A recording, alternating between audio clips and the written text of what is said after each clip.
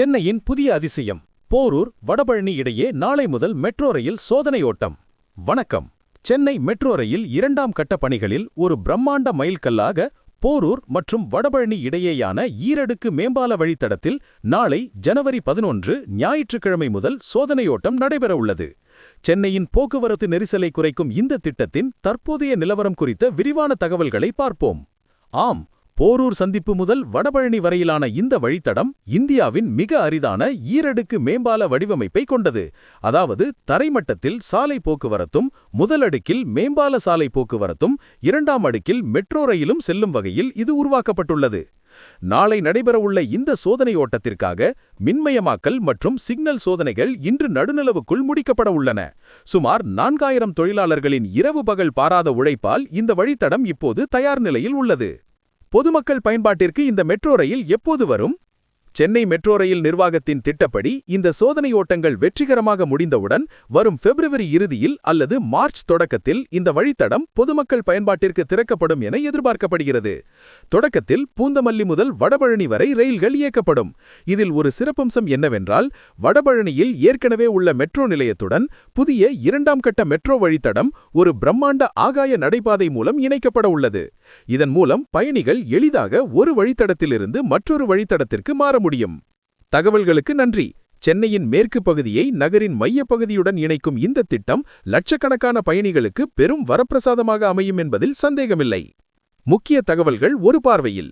சோதனையோட்டம் ஜனவரி 11, 2026 நாளை. சிறப்பம்சம் 4 கிலோமீட்டர் ஈரடுக்கு மேம்பால வழித்தடம்.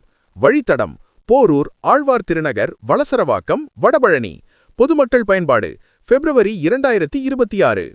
நிச்சயமாக சென்னை மெட்ரோ ரயில் 2ஆம் கட்ட திட்டத்தில் அறிமுகமாக உள்ள டிரைவர் இல்லாத தானியங்கி ரயில்கள் குறித்த சுவாரஸ்யமான மற்றும் தொழில்நுட்ப தகவல்கள் இதோ. சென்னையின் போக்குவரத்து வரலாற்றில் இது ஒரு மிகப்பெரிய புரட்சியாக கருதப்படுகிறது. இதை பற்றிய முக்கிய அம்சங்கள் இவை. 1. இது எப்படி இயங்கும்? கோவா 4 தொழில்நுட்பம். இந்த ரயில்கள் கிரேட் ஆஃப் ஆட்டோமேஷன் 4 எனப்படும் அதிநவீன தொழில்நுட்பத்தில் இயங்கும். முற்றிலும் தானியங்கி. ரயிலை தொடங்குவது, வேகத்தை கட்டுப்படுத்துவது, நிலையங்களில் நிறுத்துவது மற்றும் கதவுகளை திறந்து மூடுவது என அனைத்தும் கணினிமயமாக்கப்பட்ட கட்டுப்பாட்டு அறையிலிருந்து இயக்கப்படும். ஓட்டுநர் அறை கிடையாது. இந்த ரயில்களில் ஓட்டுநருக்கென தனி அறை இருக்காது. இதனால் பயணிகள் ரயிலின் முன்பக்க கண்ணாடி வழியாக சுரங்கப்பாதை அல்லது மேம்பால காட்சிகளை நேரடியாக பார்த்தபடி பயணிக்கலாம். 2.